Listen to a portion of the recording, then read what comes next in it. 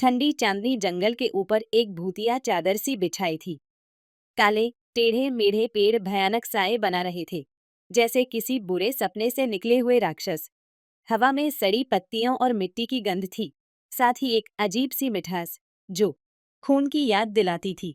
जंगल के बीचों बीच एक आग जैसे मुश्किल से जीवित थी। उसकी लपटें काली परछाइयों को जंगली नाच करवा रही थी। आग के चारों ओर पतली हड्डियों जैसी आकृतियां घूम रही थी। उनके काले चोगे हवा में उड़ रहे थे और उनके नीचे से पतले कंकाल जैसे हाथ और पैर दिखाई दे रहे थे। ये आकृतियां धीरे धीरे आगे बढ़ रही थी, मानो किसी अदृश्य ताल पर नाच रही हों।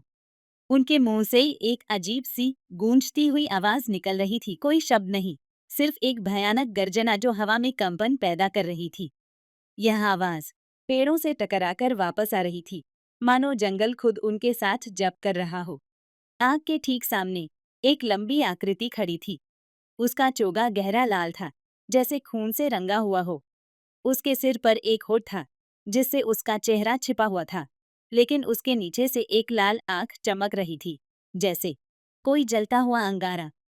यह आकृति बिल्कुल स्थिर थी, लेकिन उसके चारों ओर की हवा मानो थरथरा रही थी, जैसे किसी अदृश्य शक्ति से भरी हुई हो। बाकी आकृतियां इस लाल चोगे वाले के आगे झुकी हुई थीं, मानो डर और श्रद्धा से भरी हुई हों। यह उनका नेता था, जो उन्हें इस भयानक रास्ते पर ले जा रहा था, एक ऐसी शक्ति को जगाने के लिए जो उनकी दुनिया को बदल देगी।